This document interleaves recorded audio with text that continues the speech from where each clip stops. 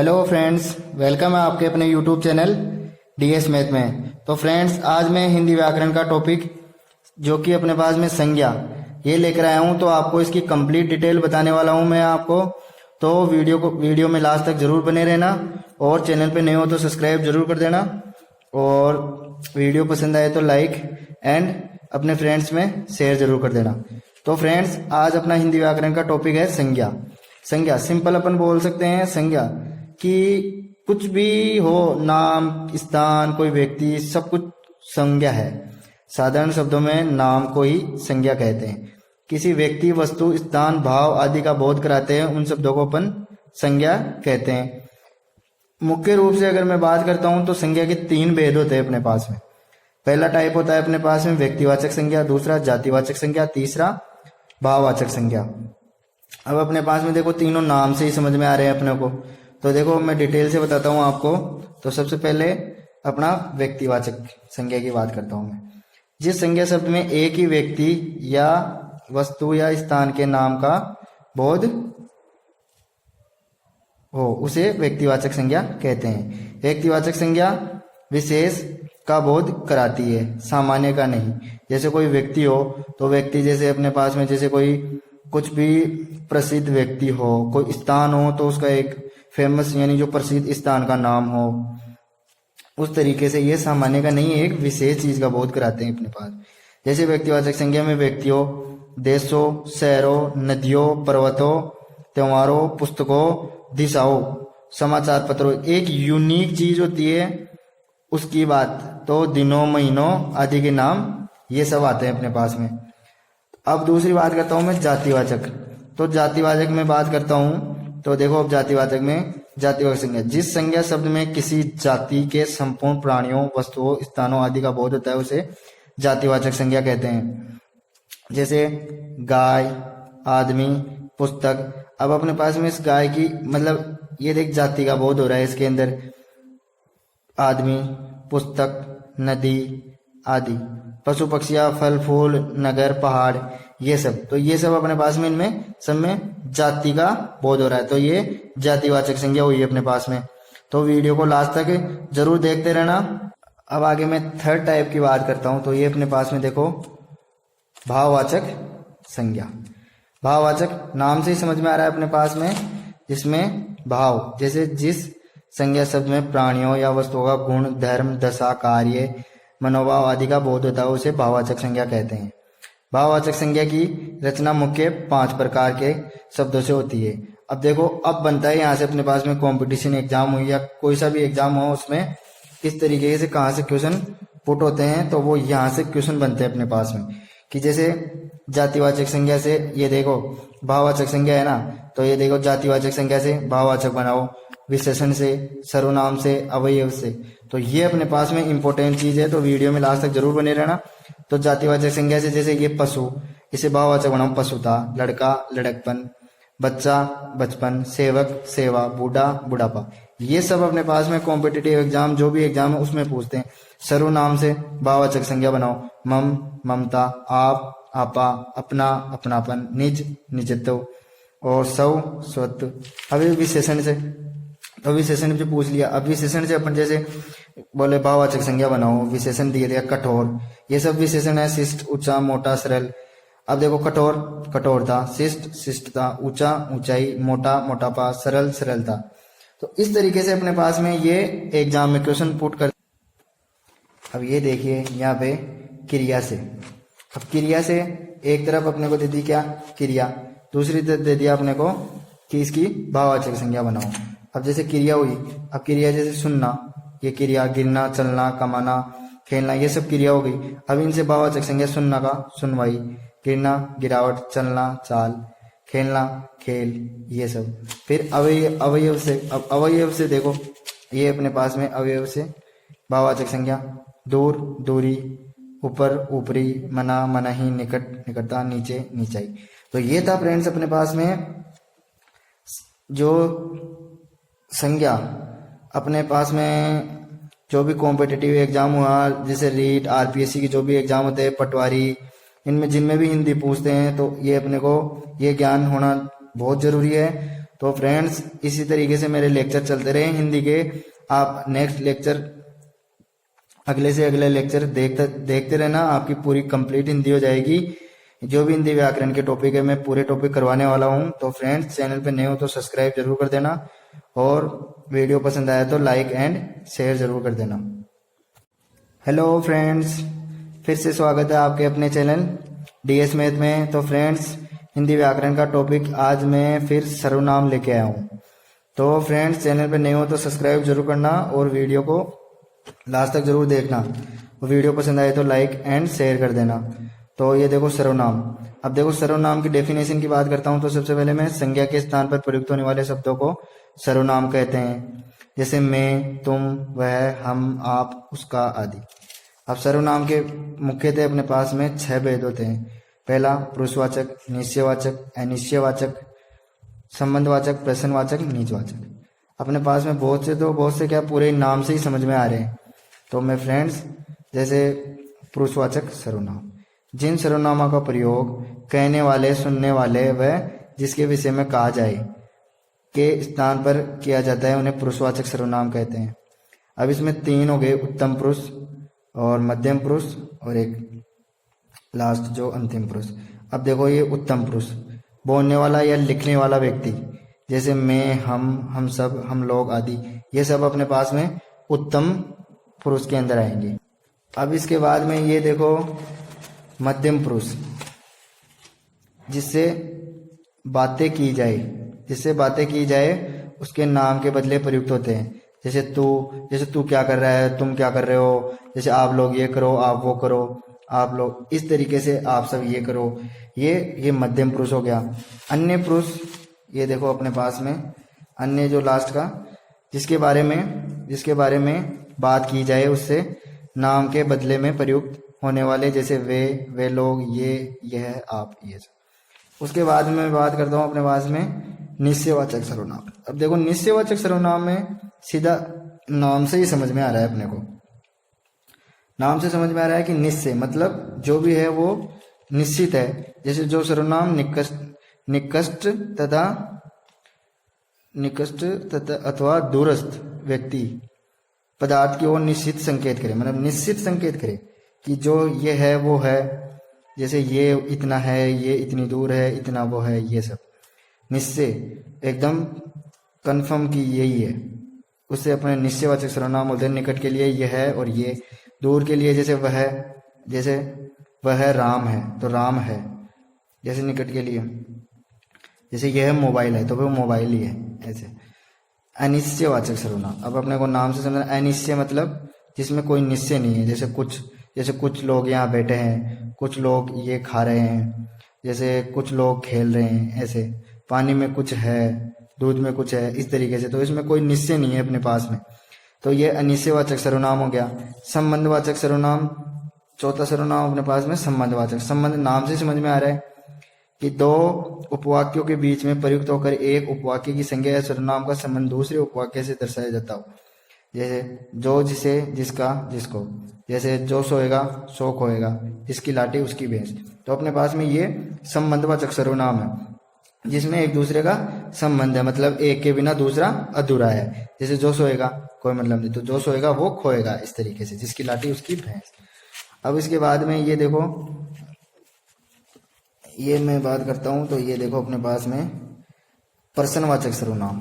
प्रश्नवाचक सर्वनाम ये देखो, जिसमें प्रश्न नाम से समझ में आ रहा है, जिसमें क्वेश्चन मतलब प्रश्न पूछा जा रहा हो। जैसे कुछ भी, क्या, किससे, कौन, ये कौन है, ये क्या कर रहे हो, किससे ये लेकर आए हो। जिस सर्वनाम का प्रयोग प्रश्न पूछने के लिए होता है, तो ये अपने पास में प्रश्नवाचक सर्वनाम हो गया, जिसमें प्रश्न पूछा जा रहा है। नाम से ही समझ में आ रहा है अपने पास में कि प्रश्न पूछे। निजवाचक, निज का मतलब ही होता है अपने पास में खुद का, मतलब खुद का। जैसे निज मतलब स्वयं का, तो जिसका प्रयोग स्वयं के लिए करते हैं। यथा आप, अपना, स्वयं, खुद आदि, जिसके लिए अपन खुद का मतलब निज का, निज से ही समझ में आ रहा है। तो ये था फ्रेंड्स अपने पास में हिंदी व्याकरण का जो अपना टॉपिक सर्वनाम। तो फ्रेंड्स वीडियो अच्छा लगा तो लाइक एंड शेयर कर देना, और चैनल को सब्सक्राइब जरूर कर देना। हेलो फ्रेंड्स, वेलकम है आपके अपने यूट्यूब चैनल डीएस मैथ में। तो फ्रेंड्स, आज मैं फिर से लेकर आया हूँ आपके लिए हिंदी व्याकरण का टॉपिक उपसर्ग। तो सबसे पहले मैं उपसर्ग किसे बोलते हैं, मैंने उपसर्ग के बारे में इंट्रोडक्शन बताता हूँ। तो जो सबसे पहले उपसर्ग का सीधा सा है, शब्द के पहले जुड़कर शब्द का अर्थ बदल देते हैं, उपसर्ग कहलाते हैं। यानी शब्द के जो भी शब्द है उसके आगे जुड़कर जो अर्थ को परिवर्तन कर देते हैं, उसको ही अपन उपसर्ग बोलते हैं। तो उपसर्ग का मतलब होता है जोड़ना या निर्माण करना। जैसे उप प्लस हार, उपहार, जो शब्द के पहले जुड़ गए। जैसे उपहार, हार है उसमें उप जुड़ गया, उपसर्ग जुड़ गया तो उपहार। उपसर्ग के 3 भेद होते हैं अपने पास में। एक तो संस्कृत के उपसर्ग, हिंदी के उपसर्ग और उर्दू और विदेशी भाषा के उपसर्ग। सबसे पहले संस्कृत के उपसर्ग। तो संस्कृत के उपसर्ग, संस्कृत के सभी उपसर्ग तत्सम शब्दों के साथ हिंदी में प्रयुक्त होते हैं। मतलब तत्सम शब्दों के साथ हिंदी में प्रयुक्त होते हैं। जैसे अति, अधि, अनु, अप आदि, इस तरीके से। तो जैसे उपसर्ग, अर्थ और उनसे बनने वाले शब्द।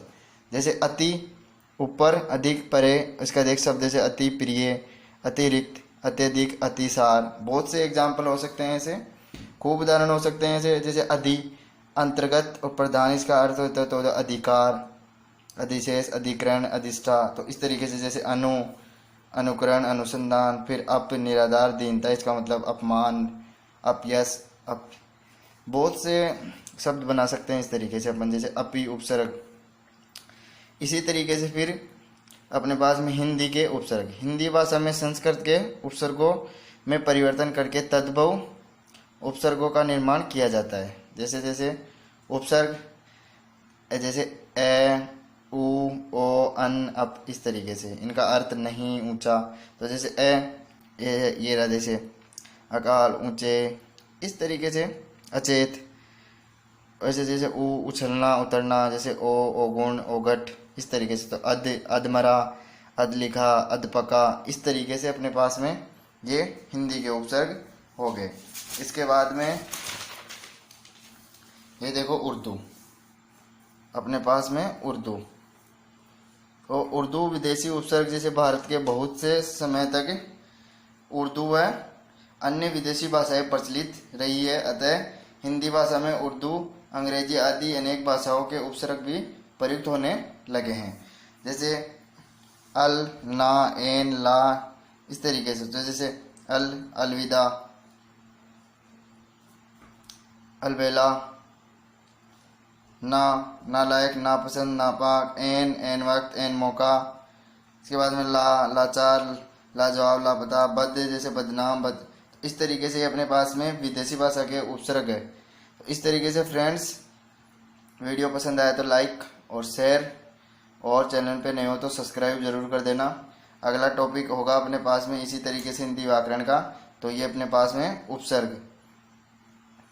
हेलो फ्रेंड्स, वेलकम है आपके अपने यूट्यूब चैनल डीएस मैथ में। तो फ्रेंड्स, मैं हमेशा की तरह फिर से आपके लिए हिंदी व्याकरण का टॉपिक लेकर आया हूँ आज, प्रत्यय। तो सबसे पहले प्रत्यय किसे बोलते हैं? जो शब्दांश शब्द के बाद में लगकर, जैसे मैंने उपसर्ग बताया तो उपसर्ग हमेशा शब्द के पहले लगते हैं और प्रत्यय हमेशा बाद में लगते हैं और अर्थ को बदल देते हैं। जैसे खिल, आड़ी, तो इसमें आड़ी क्या है? प्रत्यय। इसमें जैसे आवट प्रत्यय है, मिल प्लस आवट, मिलावट, इस तरीके से। ये प्रत्यय, ये प्रत्यय, ये शब्द है, ये शब्द है, तो ये दोनों मिलकर ये खिलाड़ी, खिल प्लस आड़ी खिलाड़ी, मिल प्लस आवट मिलावट, इस तरीके से।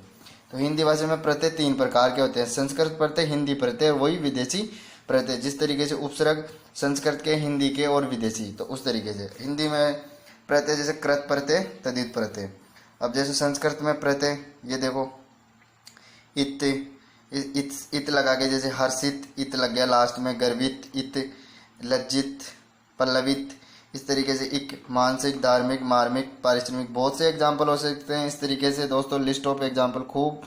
ये भारतीय, मानवीय, ए, आगन्य, पाथे, तम, अधिकतम, महानतम, वरिष्ठतम, श्रेष्ठतम, इस तरीके से अपने पास में ये प्रत्यय हो सकते हैं। अब जैसे इसके अलावा बहुत से, ये देखो मैं जैसे वान, मान, तव, ये देखो शाली, तर, इस तरीके से लगाकर बहुत से तर, कबूतर, ऐसे इस तरीके से बहुत से प्रत्यय लगाकर मतलब मैं और से नए शब्द बना सकता हूँ। उसके बाद में अपने पास में हिंदी प्रत्यय। हिंदी प्रत्यय कृत प्रत्यय और तद्धित प्रत्यय दो प्रकार के होते हैं। तो कृत प्रत्यय, कृत का नाम से समझ में आ रहा है कर्ता, वे प्रत्यय जो धातु अथवा क्रिया के अंत में लगकर नए शब्द का निर्माण करते हैं। संज्ञा एवं विशेषण की रचना होती है। अब जैसे संज्ञा की रचना करने वाले कृत प्रत्यय जैसे न, ई, आ और आहत। तो ये जैसे न बेलन, बंधन, नंदन, मंदन, इस तरीके से। ई बोली, मोची, सुनी, हंसी, इस तरीके से। आ झूला, भूला, खेला, मेला। आहट चिकनाहट, घबराहट, चिल्लाहट, इस तरीके से।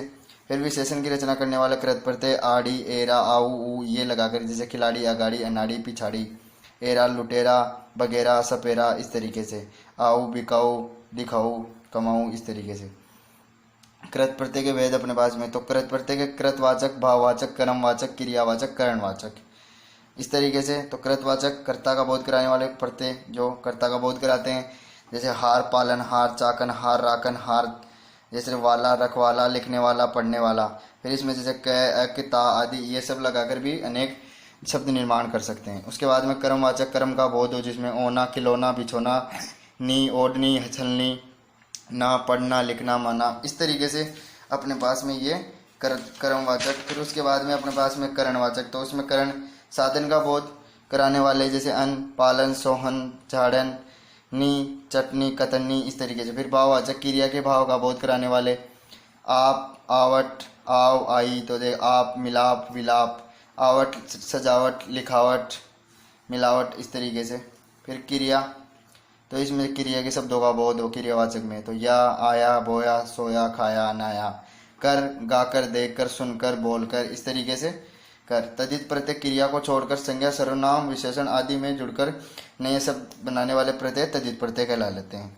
जैसे मानव प्लस ता, मानवता, जादू प्लस घर, जादूगर, बाल प्लस पन, बालपन, लिख प्लस आई, लिखाई, इस तरीके से। तद्धित प्रत्यय के भेद होते हैं कर्तवाचक, भाववाचक, संबंधवाचक, गुणवाचक, स्थानवाचक, उन्नतावाचक, स्त्रीवाचक। तो कर्तवाचक जिसमें कर्ता का बोध हो, ये देखो आर, सुनार, लोहार, कुम्हार। ई माली, ताली, और इसके बाद में वाला, गाड़ी वाला, टोपी वाला, इमली वाला, इस तरीके से अपने पास में ये कर्णवाचक, कर्तवाचक।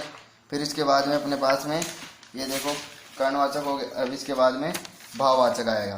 तो ये देखो भाववाचक, भाव का बोध हो जिसमें जैसे आहट, कड़वाहट, ता, सुंदरता, मानवता, दुर्बलता, इस तरीके से अपने पास में।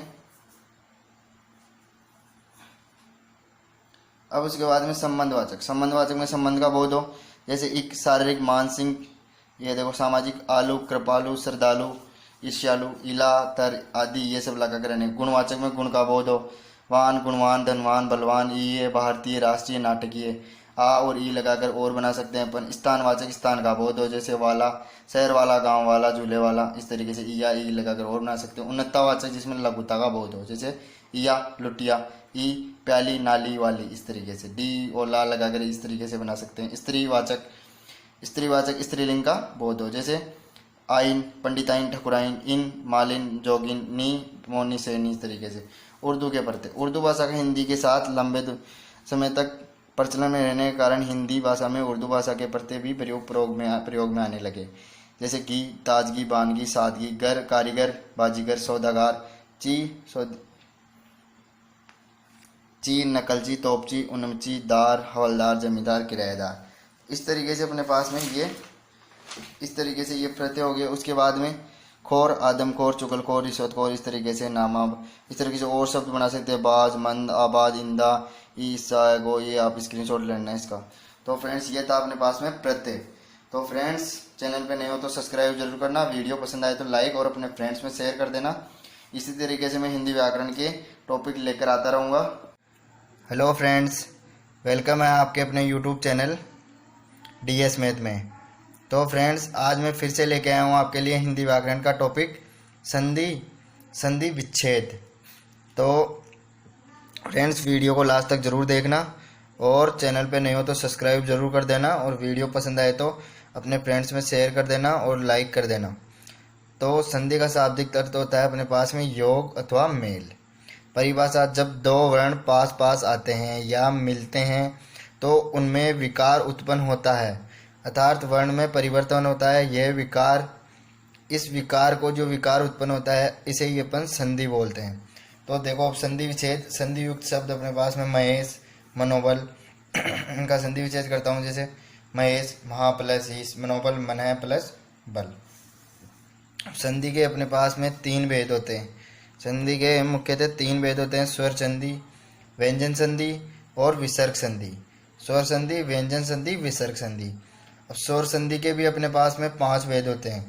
अब स्वर संधि की परिभाषा बताता हूँ मैं आपको।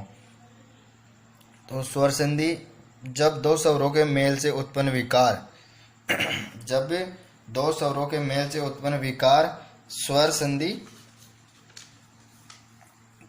कहलाता है, ऐसे स्वर संधि कहते हैं। अब स्वर संधि के 5 भेद होते हैं, दीर्घ संधि, गुण संधि, वृद्धि संधि, यण संधि, अयादि संधि। 5 भेद होते हैं, दीर्घ संधि, गुण संधि, वृद्धि संधि, यण संधि और अयादि संधि। तो फ्रेंड्स वीडियो को लास्ट तक जरूर देखते रहना। दीर्घ संधि, 2 समान स्वर मिलकर दीर्घ हो जाते हैं, यानी यदि ए आ और छोटी ई बड़ी ई, छोटा ऊ बड़ा ऊ के बाद वे ही लघु या दीर्घ स्वर आए, यानी छोटे और बड़े आए, तो दोनों मिलकर क्रमशः उनका आ ई ऊ, मतलब सारे बड़े हो जाते हैं, आ की बड़ी ई और बड़ा ऊ हो जाते हैं। जैसे ए प्लस आ अन प्लस अभाव, अन्नाभाव। ए प्लस आ इज इक्वल्स टू आ प्लस ए भी आ होगा, आ प्लस आ भी आ होगा। इस तरीके से सभी के एक एक एग्जाम्पल है, और एग्जाम्पल भी एकदम छठे एग्जाम्पल है जो एग्जाम में पूछ लिए जाते हैं। तो ये देखो फ्रेंड्स, ई प्लस ई बड़ी ई, छोटी ई और बड़ी ई, बड़ी छोटी ई, बड़ी ई। तो इस तरीके से ये नियम पता होने चाहिए अपने को। ये देखो सबके भेद है। विद्या प्लस अर्थी, विद्यार्थी। महा प्लस आत्मा, ये महात्मा।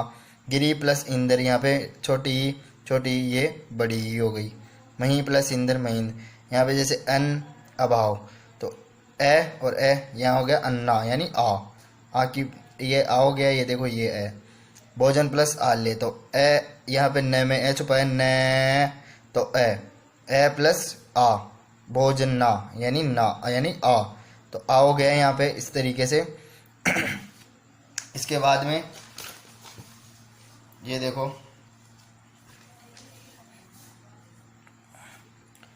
ऊ प्लस बड़ा ऊ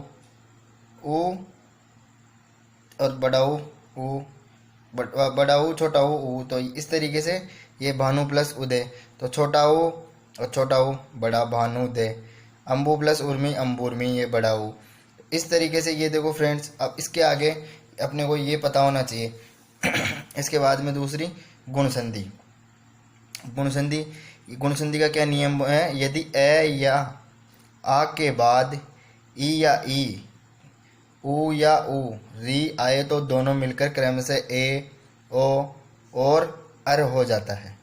अब देखिए फ्रेंड्स, ये देखो एक साइड में एग्जाम्पल दे रखे हैं और एक साइड में देखो जैसे ए प्लस छोटी ए हो जाएगा, ए प्लस ई इज इक्वल्स टू ए। कैसे हो रहा है? जैसे देव, देव व में ए है और ई में ये ए है ही, तो ये हो गया देवेंद्र। ए प्लस ई ए, गण प्लस ईश गणेश। ए प्लस आ ए, यथा प्लस इष्ट यथेष्ट। आ प्लस ई ए, रमा प्लस ईश रमेश। ए प्लस उ तो ओ, वीर प्लस उचित वीरोचित। इस तरीके से फ्रेंड्स आ प्लस उ ओ, आ प्लस उ इज गोस टू ओ। ए प्लस री अर, कण प्लस ऋषि कणवर्षि। ये देखो महा प्लस ऋषि महर्षि। आ प्लस री इज गोस टू अर, इसका अर हो जाता है। इसके बाद में अपने पास में आती है वृद्धि संधि। वृद्धि संधि की पहचान होती है सीधी, ये देखो दो मात्रा, दो चोटियाँ एक तरीके से। ये देखो दो मात्रा जिसमें भी आ रही है उसमें वृद्धि संधि है। जब ए या आ के बाद ए या ए हो तो दोनों के मेल से ए, तथा यदि ओ या ओ हो तो दोनों के मेल के स्थान पर ओ हो जाता है। जैसे ए प्लस ए प्लस ए बड़ा ए। इस तरीके से अपने को ये इसके गुणधर्म है, जो भी नियम है ये पता होनी चाहिए अपने को डिटेल से। ए प्लस ओ इज गोस टू ओ। जैसे महा प्लस औसत महाऔसत, तो यहाँ पे ओ हो गया, यहाँ पे नौसत। सब में ये देखो दो मात्राएं आएगी अपने पास। माँ प्लस एवे महेश्वरी है। इस तरीके से फ्रेंड्स वृद्धि संधि की ये पहचान होती है अपने पास में। अब वृद्धि संधि के बाद में यण संधि। ये देखो अपने पास में यण संधि। यण संधि यदि ई या ई, ऊ या ऊ तथा री के बाद कोई भी भिन्न स्वर आए तो ई या ई का ये, ऊ या ऊ का वह और री का र हो जाता है। साथ ही बाद वाले आने वाले शब्द और पहले स्वर की मात्रा ये वह र में लग जाती है। अब इसके एग्जाम्पल से समझते हैं अपन। ई प्लस ई इज इक्वल्स टू ये, ई प्लस आ इज इक्वल्स टू या। जैसे अति प्लस अधिक अत्यधिक, इति प्लस आदि इत्यादि। अब देखो यहाँ पे ये हो गया ना इत्यादि। ई प्लस आ इज इक्वल्स टू या, तो नदी प्लस आगम नद्यागम, तो ये पे आ गया। ई प्लस उ यू, अति प्लस उत्तम अत्युत्तम। इस तरीके से ये देखो ई प्लस ए ये, यू प्लस ए ये, सु प्लस स्वच्छ, सु प्लस आगत स्वागत, अनु प्लस ऐसन अन्वेषण, अनु प्लस इति अनिविति, पितृ प्लस आ गया पित्राज्ञा। इसमें देखो ये सु प्लस आगतम, ये बहुत ही इम्पोर्टेंट एग्जाम्पल है यण संधि का। इसके बाद में लास्ट अपने पास में है अयदि संधि। ये देखो अयदि संधि। अब अयदि संधि का बताता हूँ मैं आपको। यदि ए या ए, ओ या ओ के बाद कोई भी भिन्न स्वर आए तो ए का आई, ए का आई और ओ का औ और ओ का आओ हो जाता है। अब जैसे ए प्लस ए आई, ए प्लस ए आई, ओ प्लस ए औ, ओ प्लस ए आओ, ने प्लस अन नयन और ने प्लस अक नायक, पो प्लस अक पवन, पो प्लस अक पावक। अब देखिए फ्रेंड्स, इसके बाद में अपने पास में ये यहाँ पे कंप्लीट अपने पास में स्वर संधि हो सकी है। स्वर संधि के बाद में अपने पास में आती है व्यंजन संधि। संधि का दूसरा पार्ट है व्यंजन संधि। व्यंजन जब पास आने वाले दो वर्णों में पहला वर्ण व्यंजन हो तथा दूसरा स्वर हो अथवा कुछ भी व्यंजन कुछ भी हो तो उनमें से होने वाली संधि को व्यंजन संधि कहते हैं। अब व्यंजन संधि के बहुत से गुणधर्म और नियम हैं। जो नियम एवं गुणधर्म है उनके बिना अपन इसको कर नहीं सकते, तो वो नियम एवं गुणधर्म मैं बताता हूँ आपको।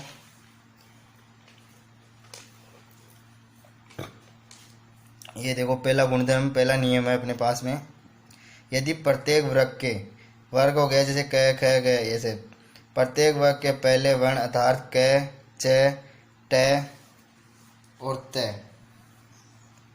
प के बाद किसी वर्ग का तृतीय या चतुर्वर्ण आए या ये र ल व या कोई भी स्वर आए तो क का च ट त प के स्थान पर अपने ही वर्ग का तीसरा वर्ण अर्थात ग ज ड द ब हो जाता है।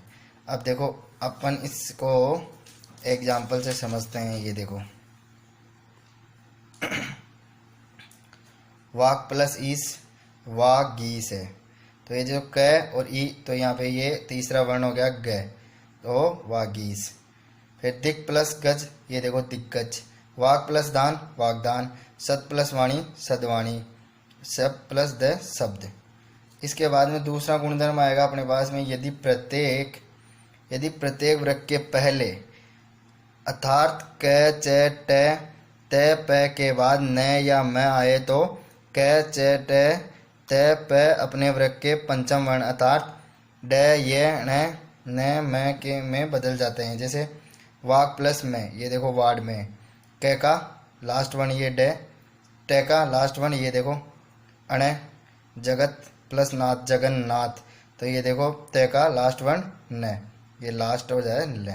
अब प्लस में अब में।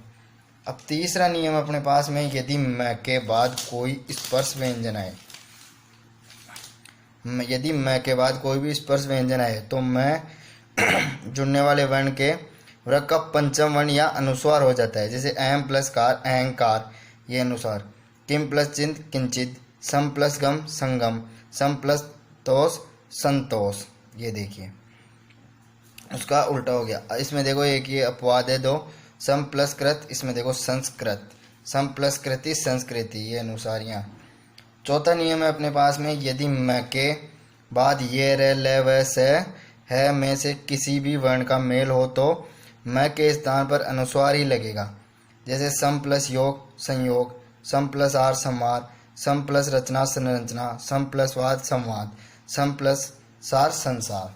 इस तरीके से ये चौथा नियम हो गया अपने पास में। चौथे नियम के बाद में देखो पांचवा नियम क्या बोलता है अपने पास में, ये देखो पांचवा नियम, यदि तय या दे के बाद ले रहे तो तय या दे ले में बदल जाता है। जैसे उत प्लस लास उल्लास, उत प्लस लेख उल्लेख। यदि छठा नियम क्या कहता है अपने पास में, यदि तय या दे के बाद जय या जय हो तो तय या दे जय में बदल जाता है। जैसे सत प्लस जन सज्जन, ये देखो जय हो गया। उत प्लस झट्टी का तो ये उज्जट्ठी का, ये हो गया। और नियम सातवां ये कहता है अपने पास में, यदि तय या दे के बाद श हो तो तय या दे या च और श का छ हो जाता है। जैसे उत प्लस श्वास उच्छ्वास, उत प्लस शिष्ट उच्छिष्ट, सत प्लस छात्र सच्छात्र। इस तरीके से। नियम आठवां, यदि तय या दे के बाद च या छ हो तो तय या दे का च हो जाता है। जैसे उत प्लस चारण उच्चारण, सत प्लस चरित्र सच्चरित्र। ये देखो दो नियम भी, ये इम्पोर्टेंट है एग्जाम्पल भी। तय या दे के बाद यदि है हो तो तय दे के स्थान पर दे और है के स्थान पर ध हो जाता है। तत्प्लसित तदित, उत प्लस हार उद्धार। अब इसके बाद में ये देखो 10वां नंबर का नियम, जब पहले पद के अंत में स्वर हो या और आगे के पद पहला वर्ण छ हो तो छ के स्थान पर आधा छ हो जाता है। जैसे अनु प्लस छेद अनुच्छेद, परि प्लस छेद परिच्छेद, आ प्लस छादन आच्छादन। इसके बाद में नियम 11वां अपने पास में क्या बोलता है, यदि किसी शब्द के अंत में ए या आ को छोड़कर कोई अन्य स्वर आए एवं दूसरे शब्द के आरंभ में स हो तो स के स्थान पर श हो जाता है, स के स्थान पर श हो जाता है।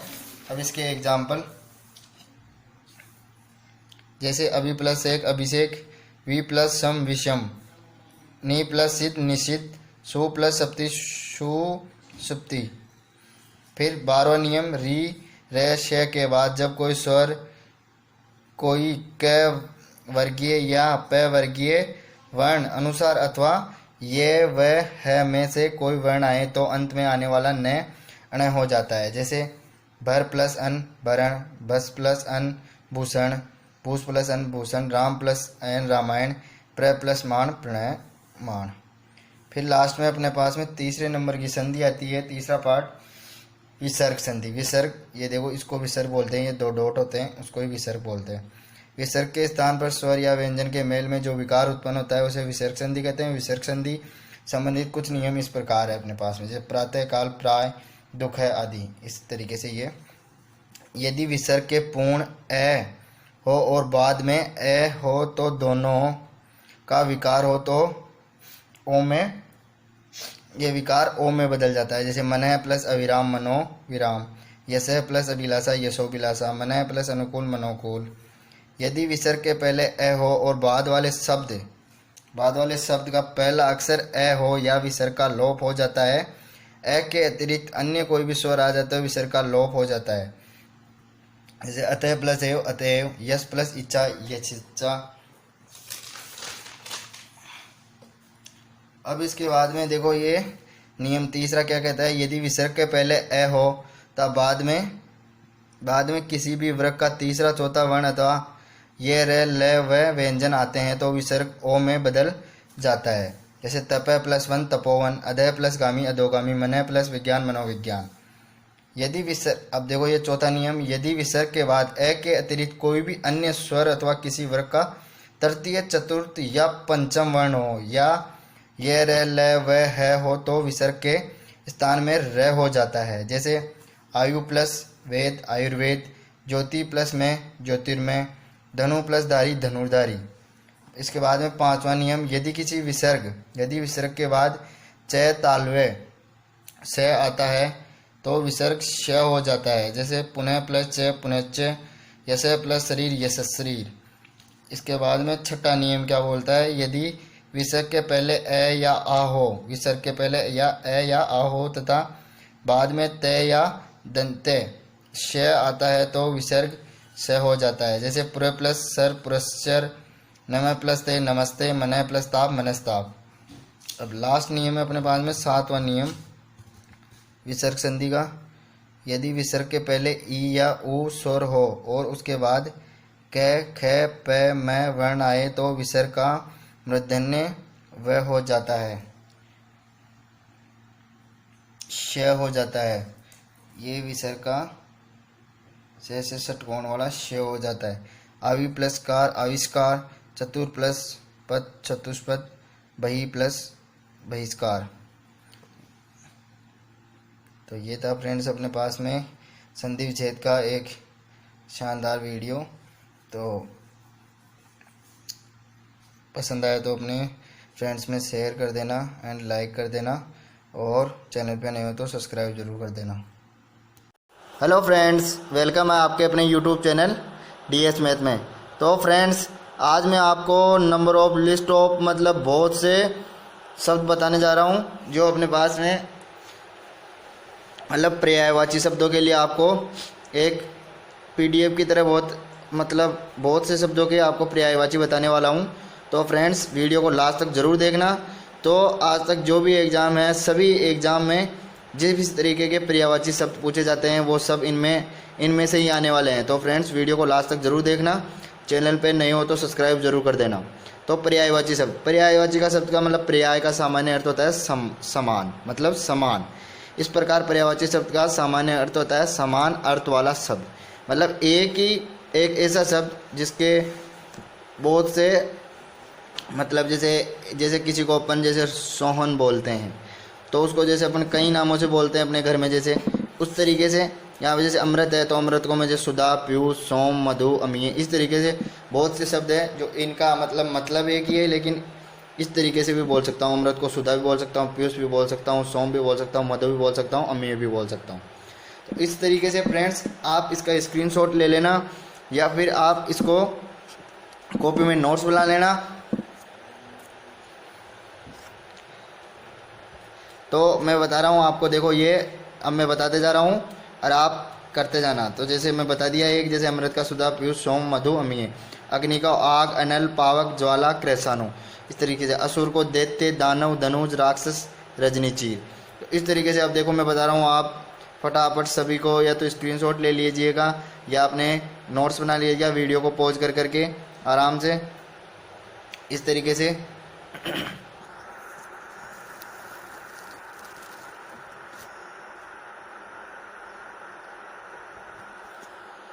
ये देखिए, ये देखो आगे खुशबू, सुरभि, सौरभ, सुगंध, सुवास, इस तरीके से। ये देखो आराम से आप, मैं बताते जा रहा हूँ आपको और ये देखते रहो आप।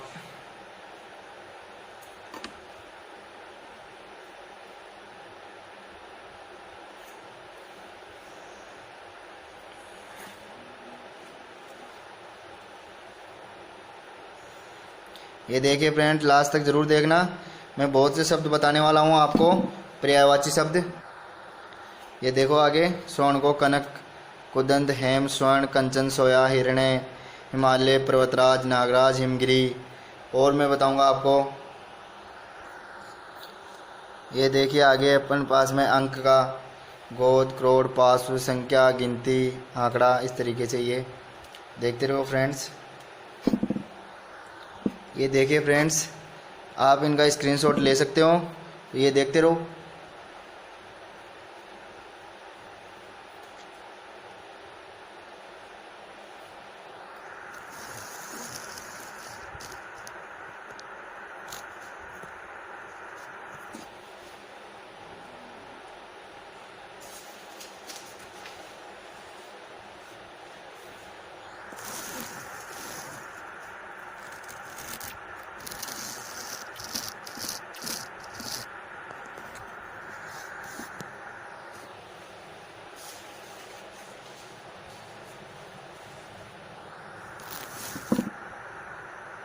ये देखो बहुत सारे शब्द है जो आराम से आप नंबर ऑफ खूब सारे शब्द है, तो आराम से इनमें से ही एग्ज़ाम में पूछने को मिलेगा, इसके बाहर कुछ नहीं आने वाला।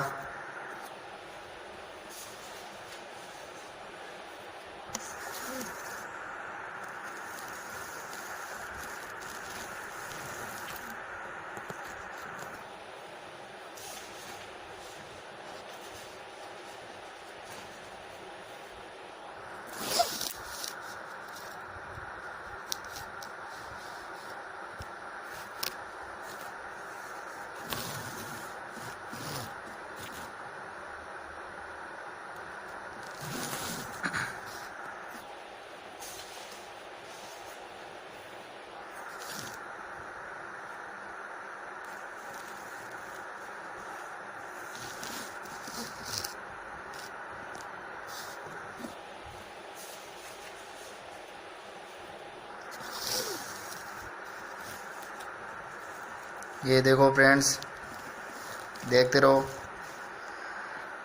आप इनका स्क्रीनशॉट ले लेना या वीडियो को पॉज करके आराम से अपने नोट्स बना सकते हो, लिख सकते हो और पढ़ सकते हो आराम से इनको।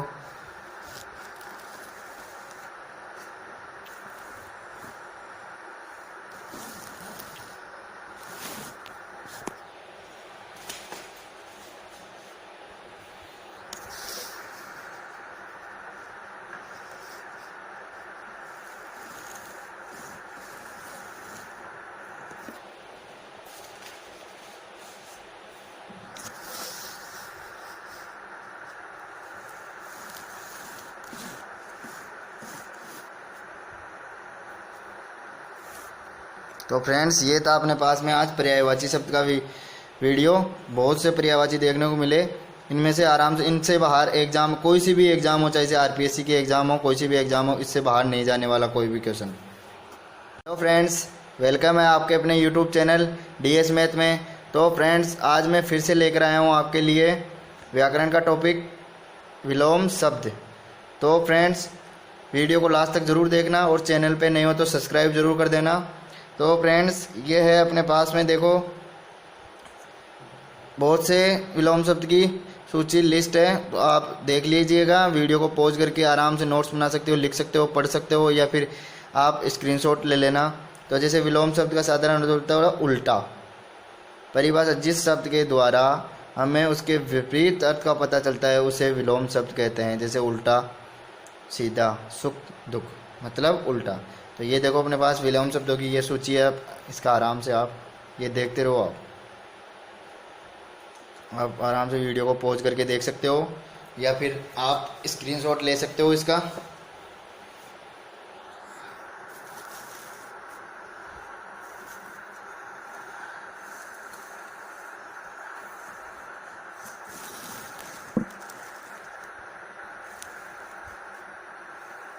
ये देखो फ्रेंड्स, बहुत से शब्द है जो आप आराम से, मतलब यहाँ आराम से देख सकते हो।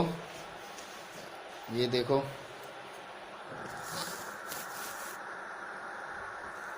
एक तरफ शब्द है, दूसरी तरफ उसका विलोम, जैसे भद्र, अभद्र, मान, अपमान, महंगा, सस्ता, इस तरीके से। ये देखिए।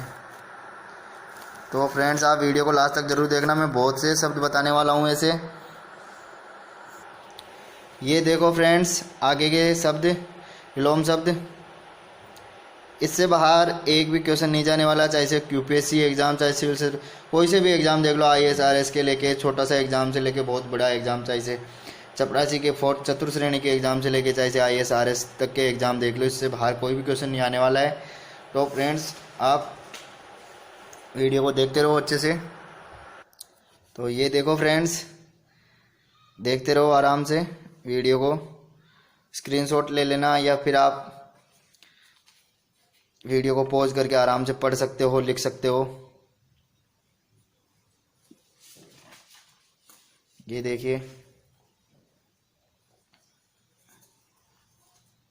बहुत से शब्द है जो आप आराम से इम्पोर्टेंट जो आए हुए भी एग्जाम में।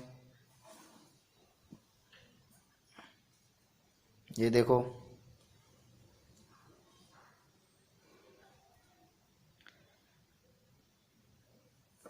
इनसे बाहर एक भी मतलब कोई सा भी एग्जाम हो, बाहर कुछ भी नहीं जाने वाला। तो आप ये देखते रहो, पूरा देखना।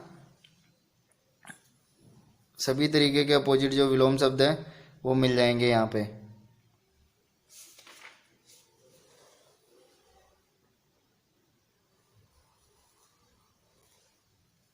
ये देखो,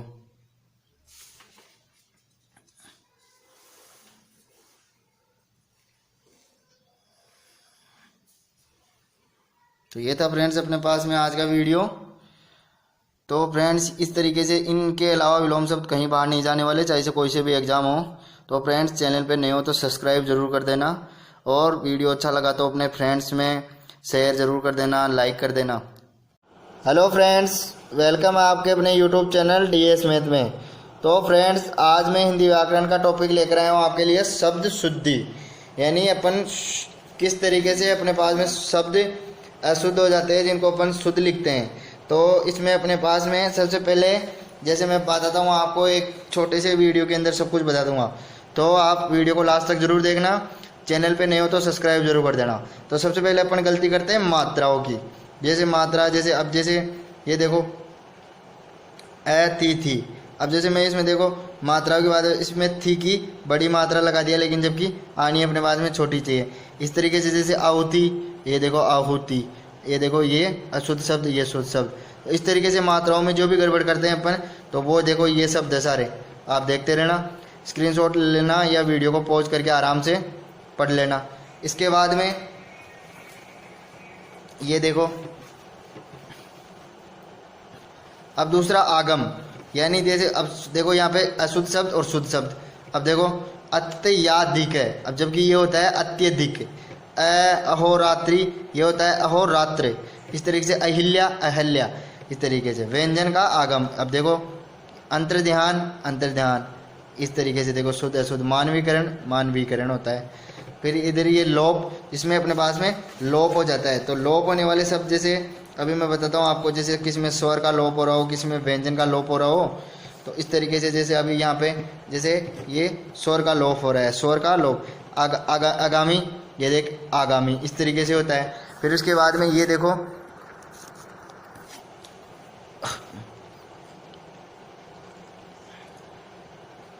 जय माता, जबकि ये होता है ये जा माता। तो इस तरीके से व्यंजन का लोप। अनुच्छेद, तो ये अनुच्छेद होता है। गण मान्य, तो ये गण मान्य, इस तरीके से लिखते हैं। तो ये आप देखो वीडियो को पॉज करके आराम से पढ़ सकते हो। फिर वर्ण व्यतिक्रम यानी क्रम भंग, जैसे अतिथि, अतिथि, आह्वान, आह्वान, चिन्ह, चिन्ह, पूर्वाहन, पूर्वाहा, इस तरीके से लिखते हैं अपन। फिर वर्ण परिवर्तन, वर्ण परिवर्तन देखो, ये देखो अधिशासी, ये देखो लेकिन अधिशासी, इस तरीके से। आंशिक पर ये होता है आंशिक, इस तरीके से। इसके बाद में ये देखो आप, फिर उसके बाद में ये देखो संयुक्ताक्षरों व व्यंजन दिव्य का अशुद्ध प्रयोग। ये देखो अद्वितीय, जबकि ये होता है अद्वितीय, इस तरीके से। उत्तम, ये देखो तय के ऊपर कुछ भी नहीं है, यहाँ पे आधा तय भी आएगा, उत्तम। उल्लंघन, उल्लंघन, इस तरीके से। अब ये देखो पंचम वर्ण अनुस्वार, अनुनासिकता, चंद्र बिंदु का प्रयोग। ये देखो अंकुर, इस तरीके से अंकुर। आंसू, यहाँ पे आंसू। कांच, कांच। गांधी, गांधी, इस तरीके से। तो ये आप आराम से स्क्रीनशॉट ले लेना या आराम से वीडियो को पॉज करके आराम से पढ़ सकते हो। ये रेप, रे के अशुद्ध प्रयोग, जैसे अथार्थ, अथार्थ। अनुग्रह, अनुग्रह है। आशीर्वाद, आशीर्वाद, जो रे ऊपर अपन रे लगाते हैं आता है उस तरीके से। अब जैसे कुछ संधि शब्द है, ये देखो अत्यधिक, अत्यधिक। अंताक्षरी, अंताक्षरी कैसे लिखते हैं? अभ्यंतर, अभ्यंतर, ये देखो इस तरीके से। ये देखो इसके बाद में समास से रिलेटेड, ये देखो अष्टवक्र, ये देखो अष्टवक्र, अष्टावक्र। इकलौता, इकलौता, इस तरीके से होता है। उपसर्ग संबंधी जैसे अनाधिकार, अनधिकार। विरालंब, ये दे निरालंब, निरालंब। निराभिमान, तो ये निराभिमान, इस तरीके से। फिर प्रत्यय संबंधी, ये देखो अनुपातिक, आनुपातिक। उपनिवेशिक, औपनिवेशिक, इस तरीके से। ये इसके बाद में ये रे अपने पास में लिंग। अब देखो अनाथिनी, ये अनाथ। गुणवानी, गुणवती होता है। चूही, चूहियाँ, इस तरीके से। फिर वचन से रिलेटेड, ये देखो अनेकों, अनेक। इकाइयाँ, इकाइयाँ, इस तरीके से। तो फ्रेंड्स ये था अपने पास में आज का वीडियो। हिंदी व्याकरण का टॉपिक शब्द शुद्धि। तो फ्रेंड्स चैनल पे नए हो तो सब्सक्राइब कर देना और वीडियो पसंद आए तो लाइक और अपने फ्रेंड्स में शेयर ज़रूर कर देना। हेलो फ्रेंड्स, वेलकम है आपके अपने यूट्यूब चैनल DS मैथ में। तो फ्रेंड्स आज मैं आपके लिए लेकर आया हूँ हिंदी व्याकरण का टॉपिक वर्ण विचार। तो फ्रेंड्स वीडियो को लास्ट तक ज़रूर देखना और चैनल पे नए हो तो सब्सक्राइब ज़रूर करना, वीडियो को दोस्तों में शेयर ज़रूर कर देना। तो फ्रेंड्स ये देखो, सबसे पहले पहला टॉपिक मेरा हिंदी व्याकरण में वर्ण विचार। तो वर्ण भाषा की वह छोटी से छोटी इकाई, ये देखो वर्ण भाषा की वह छोटी से छोटी इकाई जिसके और अधिक टुकड़े नहीं किए जा सकते हो तो वर्ण कहलाता है। मतलब उसके टुकड़े बिल्कुल भी नहीं किए जा सकते। जैसे शब्द पीला है तो इसके टुकड़े करें जैसे हम तो पी प्लस ला, ठीक है। अब इससे भी टुकड़े कर सकते हैं तो प का क्या होगा प, और इसमें ई जुड़ी हुई है तो ई। अब उसके बाद में तथा ल का, ये देखो ला है ना तो ल हलंत और ये आ। अब इसके टुकड़े संभव नहीं है अपने पास में कि जैसे मैं इसके भी टुकड़े कर सकता हूँ। पी का तो टुकड़ा कर दिया मैंने, ला का भी कर दिया, लेकिन इसके बाद में पॉसिबल नहीं है। तो इसको क्या बोलते हैं अपन वर्ण, यानी जिसके और अधिक टुकड़े नहीं किए जा सकते। अब उसके बाद में अतः ये ध्वनियां वर्ण कहलाती है। ये दो प्रकार की होती है। अब ये अपने पास में इसके दो प्रकार की होती है, 2 टाइप्स ऑफ। तो ये स्वर तथा व्यंजन, ठीक है। स्वर वर्णों के मेल से शब्द बनते हैं। जो वर्ण होते हैं उनके मेल से अपने पास में शब्द बनते हैं। शब्दों के मेल से वाक्य बनते हैं और वाक्यों के मेल से अपन जो बोलते हैं लैंग्वेज, वो एक भाषा बनती है। तो हिंदी में वर्णों की संख्या अपने पास में टोटल 44 है। वीडियो को लास्ट तक जरूर देखना, आगे बहुत मजा आने वाला है वीडियो में और मैं आपको हिंदी व्याकरण के पूरे टॉपिक करवाने वाला हूं। अब अपने पास में स्वर है। तो स्वर जो वर्ण बिना किसी दूसरे वर्ण यानी स्वर की सहायता से बोले जा सकते हैं वे स्वर कहलाते हैं। ये 11 होते हैं अपने पास में। 11 ए आ ई बड़ी ई ऊ बड़ा ऊ री ए छोटा ए बड़ा ए ओ और बड़ा ओ। इसके बाद में स्वर के 2 भेद होते हैं अपने पास में। अब ये स्वर है ना, इसके भी 2 टाइप होते हैं, ह्रस्व स्वर और दीर्घ स्वर। ह्रस्व स्वर जिन स्वरों के उच्चारण में अपेक्षाकृत, ह्रस्व का मतलब होता है छोटा, दीर्घ का मतलब होता है बड़ा। तो अपने पास में ह्रस्व जिन स्वरों में उच्चारण में अपेक्षाकृत कम समय लगता है वे ह्रस्व स्वर कहलाते हैं। कम समय लगता है, नाम से समझ रहा है ह्रस्व, तो वे 4 होते हैं, जैसे ए, छोटी ई और छोटा ऊ और री। जैसे अभी जैसे मान लो बड़ा हो गया तो उसमें तो ज्यादा ऐसे बोलना पड़ा अपने को, ऊ तो मतलब ज्यादा टाइम लग रहा है। अब जैसे ई और एक ई बड़ी, तो ऐसे। इसके बाद में दीर्घ स्वर की बात करता हूं मैं। तो दीर्घ स्वर जैसे जिन स्वरों में नाम से समझ में आ रहा है कि जिसमें ज्यादा टाइम लगता हो, यानी मूल स्वरों से दुगना समय लगता है, वे दीर्घ स्वर कहलाते हैं। ये 7 होते हैं अपने पास में, आ बड़ी ऊ ए आई ओ और फिर ओ, ये अपने पास में। तो अंग्रेजी के जैसे ओ स्वर का भी प्रयोग हिंदी में होने लगा है, जैसे डॉक्टर, कॉलेज, इनमें। तो वीडियो को लास्ट तक जरूर देखना, वीडियो में लास्ट तक जरूर। अब अपने पास में मैं बात करता हूं तो ये आ गया अपने पास में व्यंजन। तो व्यंजन की बात करता हूं मैं। तो ये देखो, जो वर्ण अक्षरों स्वरों की सहायता से बोले जाते हैं वे व्यंजन कहलाते हैं। हल चिन्ह होता है जो अपने पास में ये हलंत लगता है ना, ये ऐसे, ये देखो ये चिन्ह, इसको बोलते हैं हलंत। तो वर्ण के स्वर रहित होने का परिचय, ये परिचय मतलब ऐसे वर्ण का स्वर रहित ये परिचय कराता है अपने पास। स्वर रहित व्यंजन के साथ हल का चिन्ह लगाया जाता है। अर्धरूप प्रयोग किया जाता है, जैसे अपराहन, अपराह, ये देखो विद्या ऐसे। और हिंदी व्यंजन, अब देखो ये हिंदी में जो अपने पास व्यंजन होते हैं, ये व्यंजन क, ख, ग, ये सारे ये व्यंजन अपने पास में आ गए। फिर उसके बाद में स्वर युक्त व्यंजन व उनका वर्गीकरण। तो ये उच्चारण के आधार पर, ये देखो उच्चारण के आधार पर, ये मैं बात करता हूँ, ये देखो उच्चारण के आधार पर ये इधर वर्ग और व्यंजन, उच्चारण स्थान और नाम ध्वनि। ये देखो क वर्ग, ए आ क ख, इसमें देखो ये उच्चारण स्थान कंठ, और ये देखो कंठ नाम ध्वनि। ये इस प्रकार से च वर्ग, ट वर्ग और त वर्ग और प वर्ग, ये देखो, फिर ए ओ ये आ गया। ये नासिकीय व्यंजन, ये देखो नाम से समझ आ रहा है, नाक से डे ण, इनमें अपने पास में सीधा ही अपने का नाक का यूज हो रहा है, ठीक है। तो उच्चारण में नासिक के साथ क्रमशः कंठ, तालु, मुर्दा, दांत तथा ओष्ठ के स्पर्श होता है, जैसे अपन बोलते हैं ना, तो उसमें। अब इसके बाद में देखो ये अंतस्थ व्यंजन, ये र ल व बीच की स्थिति में। ऊष्म व्यंजन श है उच्चारण। प्रवास यानी जो पहले की वायु होती है, पहला सांस लेते हैं उसमें वायु घर्षण से होता है। ये देखो से तालु से मुर्दा से दांतों से। इसके बाद में देखो ये संयुक्त व्यंजन हो गया। संयुक्त का मतलब ये देखो श्र संयुक्त व्यंजन है। ये देखो क्र श ये देखो श किससे बनता है, त्र त और ए इससे बनता है। गे ज ण ए और फिर इससे गे बनता है ऐसे। तो हिंदी में गे का उच्चारण गे, ये गे भी होता है, इसलिए इसका विस्तार गे प्लस ये प्लस ए गे इस तरह होने लगा है। तो ये था फ्रेंड्स अपने पास में हिंदी व्याकरण में। तो इससे आगे की वीडियो जरूर देखना, मैं कंप्लीट हिंदी व्याकरण करवाऊंगा आपको। तो चैनल पे नए हो तो सब्सक्राइब जरूर कर देना, और वीडियो पसंद आए तो लाइक और शेयर जरूर कर देना इसको। हेलो फ्रेंड्स, वेलकम है आपके अपने यूट्यूब चैनल DS मैथ में। तो फ्रेंड्स फिर से मैं आपके लिए हिंदी व्याकरण का टॉपिक एक बहुत ही शानदार वीडियो लेकर आया हूँ। तो वीडियो को लास्ट तक जरूर देखना, और चैनल पर नए हो तो सब्सक्राइब जरूर कर देना, और वीडियो पसंद आए तो लाइक और शेयर जरूर कर देना। तो फ्रेंड्स हिंदी व्याकरण का टॉपिक आज मैं लेकर आया हूँ आपके पास में लिंग जेंडर। लिंग शब्द का अर्थ होता है चिन्ह या पहचान।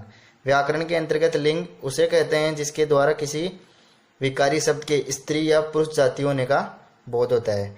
यानी स्त्री और पुरुष जाति होने का बोध होता है, उसे अपन लिंग कहते हैं। अब हिंदी भाषा में लिंग 2 प्रकार के होते हैं, संस्कृत में 3 प्रकार के होते हैं। हिंदी में पुल्लिंग और स्त्रीलिंग, और संस्कृत में नपुंसक लिंग और होता है एक। तो सबसे पहले मैं बात करता हूँ अपने पास में पुल्लिंग। तो पुल्लिंग जिसमें विकारी शब्द की पुरुष जाति का बोध होता है, जिसमें विकारी शब्द की पुरुष जाति का बोध होता है, तो उसे अपन पुल्लिंग बोलते हैं। जैसे मेरा, काला, जाता, भाई, रमेश, अध्यापक आदि। तो ये सब तो ये पुल्लिंग में आते हैं, ठीक है। पुल्लिंग जैसे किसी का नाम हुआ, अब जैसे मेरा, काला, ये भाई, इस तरीके से। इसके बाद में ये स्त्रीलिंग। स्त्रीलिंग जिसमें विकारी शब्द के स्त्री जाति होने का पता लगता है, स्त्री जाति होने का बोध होता है। जैसे मेरी, काली, जाति, बहिन, विमला, अध्यापिका आदि। तो ये सब अपने पास में, इन सबको अपन बोलते हैं स्त्रीलिंग। तो ये स्त्रीलिंग के अंदर आते हैं। तो ये लिंग 2 प्रकार के होते हैं, पुल्लिंग और स्त्रीलिंग। अब कुछ ऐसे शब्द होते हैं या कुछ ऐसे भी नाम होते हैं जो ओनली हमेशा पुल्लिंग ही रहते हैं, उनका स्त्रीलिंग नहीं हो सकता। कई होते हैं जिनका स्त्रीलिंग ही होते हैं, वो पुल्लिंग नहीं हो सकते। बाकी जैसे बालक स्त्रीलिंग बनाना है उसका, तो बालिका, इस तरीके से। पर कुछ शब्द ऐसे होते हैं जिनमें फिक्स रहते हैं, वो पुल्लिंग है तो पुल्लिंग ही रहेंगे, उनका स्त्रीलिंग नहीं कर सकते। कुछ स्त्रीलिंग है तो स्त्रीलिंग ही रहते हैं। तो वो शब्द कौन से हैं मैं बताता हूँ आपको। ये देखिए लिंग के पहचान के नियम। दिनों एवं महीनों के नाम हमेशा पुल्लिंग हो गए। सोमवार, चैत्र, अगस्त।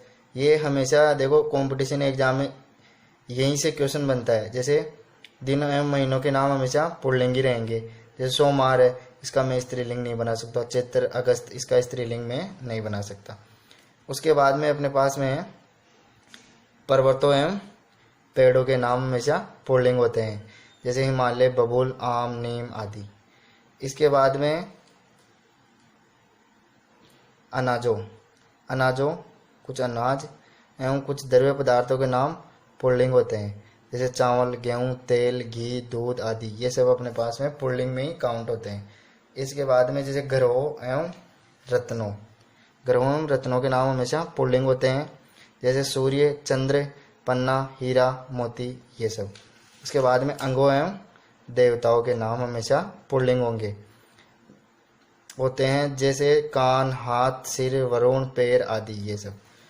इसके बाद में कुछ धातुएं एवं समय सूचक नाम पुल्लिंग होते हैं, जैसे सोना, लोहा, तांबा, क्षण, घंटा ये सब। इसके बाद में भाषाएं एवं लिपियों का नाम हमेशा स्त्रीलिंग में होंगे, जैसे हिंदी, उर्दू, जापानी, देवनागरी, अरबी, पंजाबी ये सब अपने पास में, इनको अपन स्त्रीलिंग ही बोलेंगे। उसके बाद में जैसे नदियों एवं तिथियों के नाम, ये नदियों एवं तिथियों के नाम। नदियों जैसे गंगा, यमुना, प्रथमा, पंचमी ये सब तिथि, और ये नदियों के नाम हमेशा स्त्रीलिंग होंगे। इसके बाद में लताओं के नाम स्त्रीलिंग होते हैं, जैसे मालती, अमरबेल आदि। फिर लिंग परिवर्तन, लिंग परिवर्तन ये देखो, जैसे कुछ प्रत्यय उपसर्ग जोड़ के अपन लिंग का हमेशा जैसे पुल्लिंग से स्त्रीलिंग बना सकते, जैसे छात्र, छात्रा, देवी, देव, देवी, नाना, इसमें ई लगा दी नानी, चूहा, चुईया, ईया प्रत्यय लग गया इसमें, बालक, ई का प्रत्यय बालिका, भव, भवानी, शेर, शेरनी, इस तरीके। तो फ्रेंड्स वीडियो पसंद आए तो लाइक एंड शेयर जरूर कर देना, चैनल पे नए हो तो सब्सक्राइब जरूर कर देना। इसी तरीके से मैं हिंदी व्याकरण की सभी टॉपिक करवाने वाला हूँ, आगे बहुत मज़ा आने वाला है फ्रेंड्स। और मैं आपको इम्पोर्टेंट क्वेश्चन भी बताऊंगा जो कॉम्पिटिटिव एग्जाम में आते हैं। हेलो फ्रेंड्स, वेलकम है आपके अपने यूट्यूब चैनल DS मैथ में। तो फ्रेंड्स आज मैं फिर से लेकर आया हूँ आपके लिए एक हिंदी व्याकरण का टॉपिक वचन। ये पिछले लेक्चर में जो अपनों ने अध्ययन किया था हिंदी व्याकरण का ये टॉपिक, जो क्रिया विशेषण, पूरी हिंदी व्याकरण के जितने भी टॉपिक है, जो भी टॉपिक है, जो भी कॉम्पिटिटिव एग्जाम में जो भी जिस तरीके के क्वेश्चन पूछे जाते हैं हिंदी व्याकरण के अंदर, तो हिंदी ग्रामर आपको मैं कंप्लीट करवाने वाला हूं। तो फ्रेंड्स वीडियो को लास्ट तक जरूर देखना, और चैनल पे नए हो तो सब्सक्राइब जरूर कर देना, और वीडियो पसंद आए तो लाइक और अपने फ्रेंड्स में शेयर कर देना।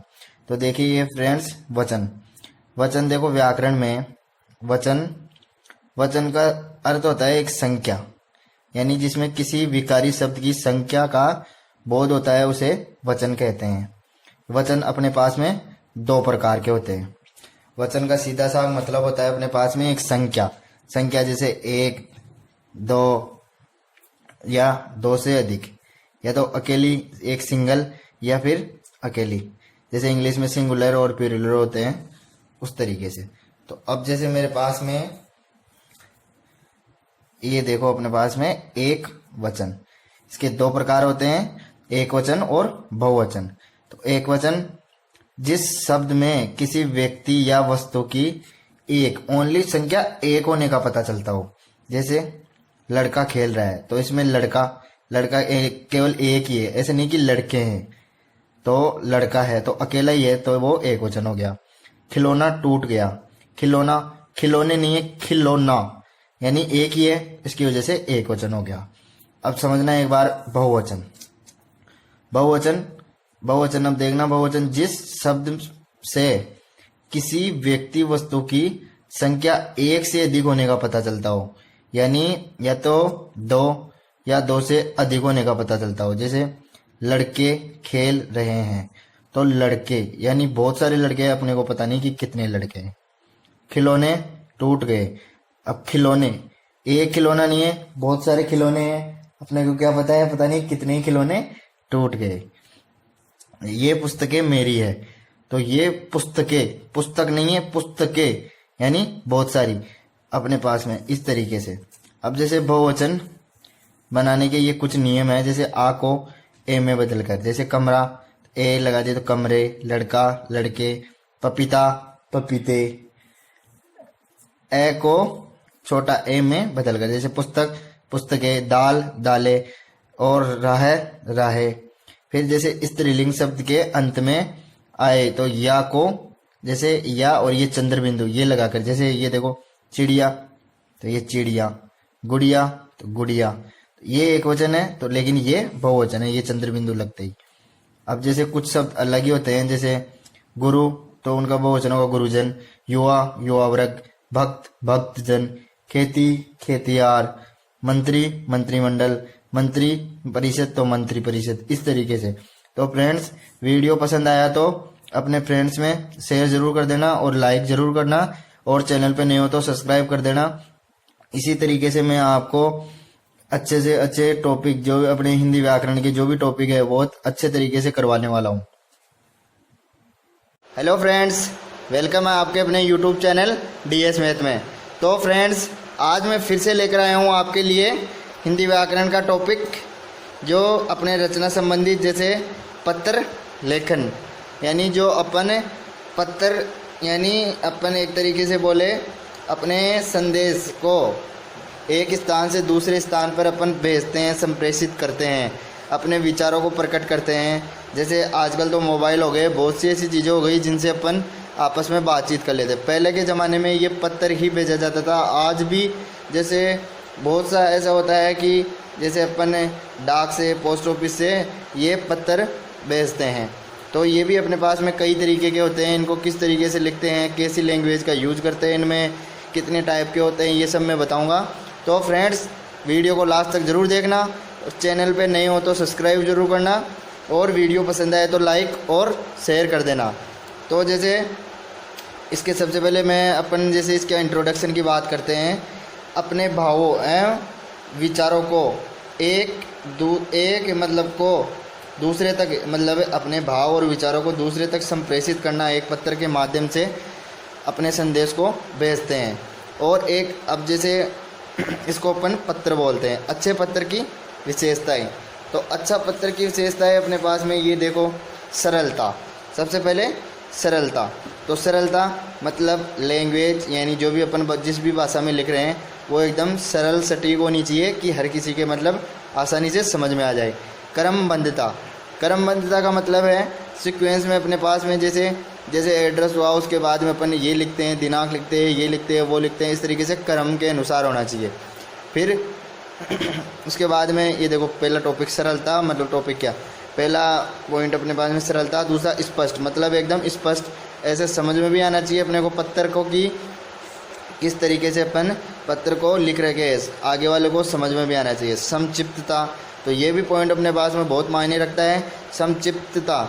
उसके बाद में क्रमबद्धता मैंने बता ही दिया। संपूर्णता, मतलब ये भी पॉइंट, मतलब संपूर्ण, मतलब ऐसा नहीं कि जो भी चीज़ लिखने की है वो संपूर्ण लिखी जानी चाहिए। प्रभावशीलता, मतलब एक पत्र अपना अलग ही प्रभाव देता होना चाहिए। बाह्य सज्जा, मतलब जैसे अपन लैंग्वेज का, कौन सी लैंग्वेज का यूज कर रहे हैं, पेपर कौन सा यूज कर रहे हैं, राइटिंग कैसे यूज कर रहे हैं, लिखने का तरीका कैसा है, ये सब बाह्य सजावट के लिए जो अच्छा लगे अपने पास में। इसके बाद में मैं बात करता हूँ पत्रों के प्रकार। तो पत्र अपने पास मेनली 4 प्रकार के होते हैं। वो कौन कौन से? व्यक्तिगत या पारिवारिक पत्र। व्यक्तिगत मतलब खुद पर्सनली जो भी कोई भी व्यक्ति है उसका, या परिवार से संबंधित, जैसे पिता को पुत्र के द्वारा, पुत्र को पिता के द्वारा, इस तरीके से, या व्यक्ति खुद का अपना, इस तरीके से पत्र होते हैं, उनको व्यक्तिगत या पारिवारिक पत्र बोलते हैं। उसके बाद में कार्यालय या राजकीय पत्र। कार्यालय मतलब जो भी अपने जैसे पंचायत हुआ, या राजकीय मतलब जो भी अपने पास में, जैसे कोई स्कूल में अपन पत्र लिख रहे हैं, या नगर पालिका को, नगर निगम को, इस तरीके से जो पत्र लिखते हैं अपन, वो कार्यालय पत्र, राजकीय पत्र होते हैं। उसके बाद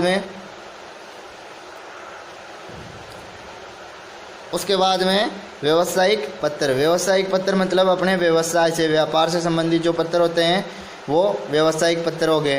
इसके बाद अन्य विविध पत्र जैसे प्रार्थना पत्र, आवेदन पत्र आदि।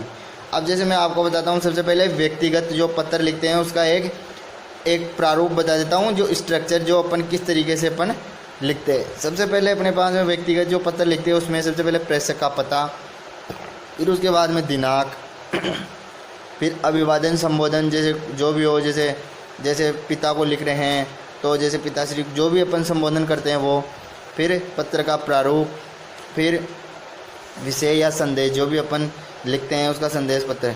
यहाँ पे पत्र का अंत और प्रेषित का पता और स्नेह आदर जो भी अपन आदर भाव यहाँ देते हैं, और हस्ताक्षर।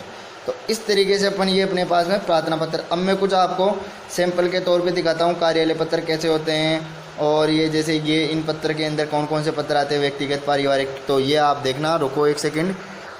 तो ये देखिए फ्रेंड्स, आप इनके स्क्रीनशॉट ले लेना। तो मैं बताता हूँ आपको, जैसे सबसे पहले अपने पास में है, ये देखो,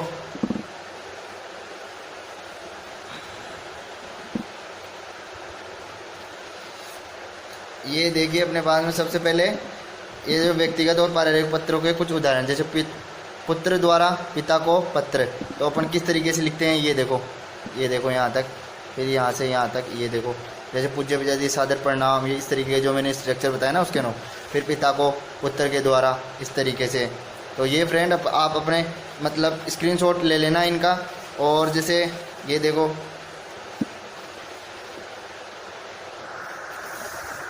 ये देखो मित्र को पत्र लिखते हैं ये, फिर इसके बाद में ये देखो संवेदना पत्र, ये देखो इनके आप स्क्रीनशॉट ले लेना फ्रेंड्स। उसके बाद में जैसे मैं आपको बात करता हूँ प्रार्थना पत्र शुल्क मुक्ति के लिए, ये देखो शुल्क मुक्ति के लिए ये प्रार्थना पत्र, इनके आप स्क्रीनशॉट ले लेना फ्रेंड्स।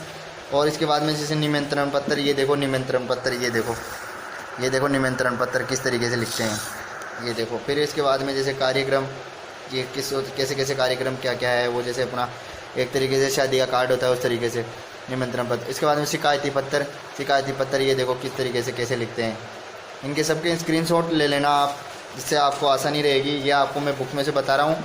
अब ये देखो कार्यालय पत्र आ गए अपने पास में, तो ये देखो कार्यालय पत्र किस तरीके से अपन कैसे लिखते हैं। तो ये अब ये देखो कार्यालय पत्र ये देखो किस तरीके से कैसा स्ट्रक्चर होता है इसका, ये देखो अपने पास में ये कार्यालय पत्र हो गया। उसके बाद में देखिए एक दो एग्जांपल और बता देता हूँ मैं, ये देखो तो बहुत से हैं फ्रेंड्स अपने पास में, ये देखो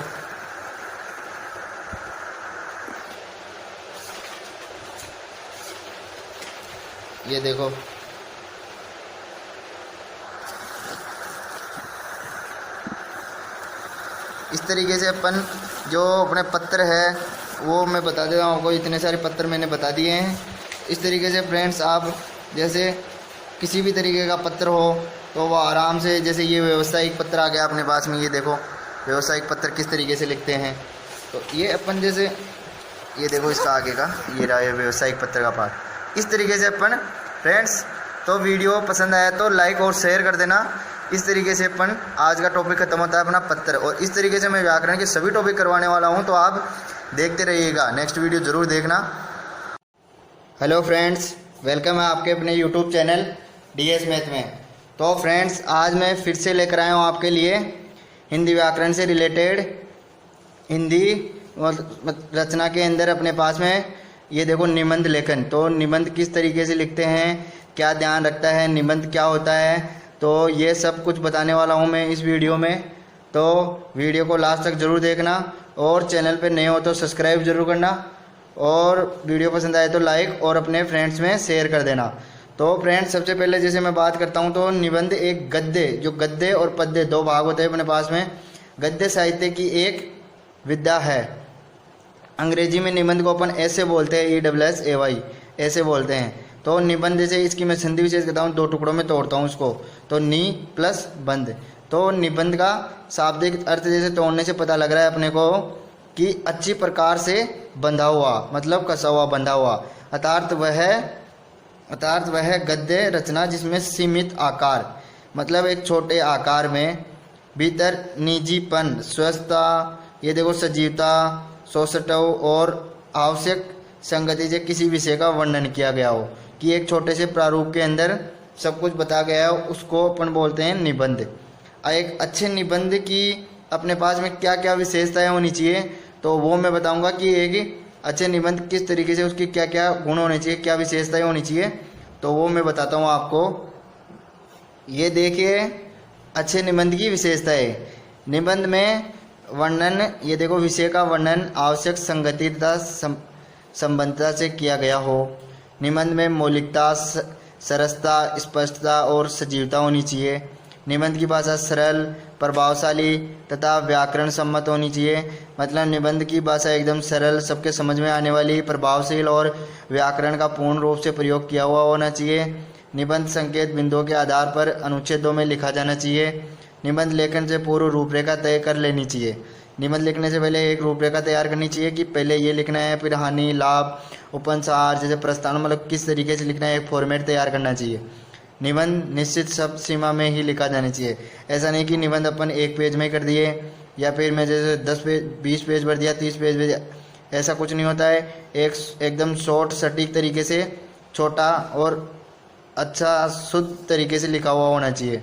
निबंध लेखन में उद्धरणों, सूक्तियों, मुहावरों, लोकोक्तियों, काव्य पंक्तियों का आवश्यकता अनुसार यथास्थान प्रयोग किया जाए। जहाँ भी अपने पास में निबंध में अपने पास में कहीं अपन यूज करते हैं सूक्तियाँ, मुहावरे, लोकोक्तियाँ यूज कर सकते हैं।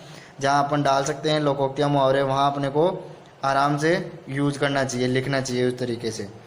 तो अब जैसे मैं आपको बताता हूँ आगे निबंध के कुछ महत्वपूर्ण अंग है। निबंध के जो अंग है वो जैसे सबसे पहले मैं बात करता हूँ आपको, तो कौन कौन से किस तरीके से अपने पास में। सबसे पहले ये देखो, भूमिका, प्रस्तावना या आरंभ। मतलब सबसे पहला पॉइंट होता है अपना प्रस्तावना। प्रस्तावना में हमेशा अपने पास में जैसे मान लो मैं निबंध लिख रहा हूँ, जैसे कोई भी अपना जैसे दीपावली पे लिख रहा हूँ, तो पहले धीरे धीरे हिंदुओं का जैसे ये त्यौहार है, हिंदुओं में जैसे मुख्यतः जैसे होली, दीपावली, दशहरा, इस तरीके से प्रमुख त्यौहार होते हैं। उनमें से दीपावली भी एक प्रमुख। इस तरीके से मतलब अपने को धीरे धीरे बताते हुए अपने को टॉपिक के ऊपर आना है, मतलब शुरुआत करनी है, वो प्रस्तावना में लिखते हैं। मध्य भाग जैसे किसी में अपने पास में किसी को करने से हानि हुए, लाभ हुए, या फिर उसको कैसे करते हैं, किस तरीके से करते हैं, ये अपने पास में मध्य का भाग होता है जिसमें अपने पूरी डिटेल आती है। उपसंहार या अंत, तो अंत का मतलब उपसंहार में अपन लिखते हैं जो सब कुछ लिखते हैं, जितना प्रस्तावना, हानि, लाभ, कैसे शुरुआत करते हैं, क्या है, जो भी अपन लिखे उन सब का निचोड़, मतलब उन सब का मतलब मैं बात करता हूँ एक जैसे मोरल, वो अपने पास में मतलब जो उस चीज उसमें क्या समझ में आता है अपने को। जैसे कोई बोले कि 5 लाइन में समझाओ, तो अपन उस पूरे 20 पेजों का, 10 पेजों का जो भी लिखे उसका पूरा जो अपन ने एक 4 या 5 लाइनों के अंदर उसको ख़त्म करना हो, तो वो उपसंहार में लिखते हैं। तो ये था फ्रेंड्स अपने पास में एक निबंध कैसे लिखते हैं, किस तरीके से लिखते हैं, कौन कौन से निबंध के महत्वपूर्ण विशेषताएं होती है, निबंध के अंग कौन से होते हैं। तो ये था फ्रेंड्स अपना वीडियो। तो वीडियो पसंद आए तो फ्रेंड्स में लाइक और शेयर कर देना, और अपने चैनल पे नए हो तो सब्सक्राइब ज़रूर कर देना।